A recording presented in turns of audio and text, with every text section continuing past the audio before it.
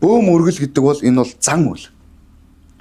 Маш ингэж олон жилийн хугацаанд энэ байгаль хүн хоёр амьдрал дээр дасан зохицох тэр ингээд олон ингээд зүйлүүдийг хараад байгаль дээр амьдрах хамгийн зөв ухаан энэ юм байна гэж гаргаж ирсэн. Тэр ухаан нь өв соёл. Өв соёл гэж байгаа нь өөрөө бөө гэсэн үг. За бөө гэдэг зүйл ингээд үг гэдэг яг хэдий дүүсэн бас яг тодорхойгүй. Гэхдээ яг миний яг бөө гэдэг зүйлийг ойлгох юм болохоор нөгөө буурал өвгдийн өв гэж явдаг. За. Буурал өвгдийн өв гэдэг нь болохоор эрт цаг үеийн маань өвгдийн одоо амаас ам дамжин үлдээсэн тэр соёл гэсэн үг. Өв соёл. Өв соёлыг бид нэр тээж гин. Тэгээ соёолуулж гаргах хэрэгтэй юм.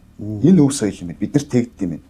За тэгэнгუთ энэ дээрээс одоо нэг зүйл гарч ирж байгаа байхгүй.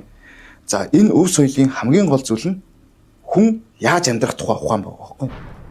Энэ бөөм өргөлийн гол зүйл гэсэн үг. Байгаль дээр харшилтахгүй яаж амьдрах вэ тийм үү?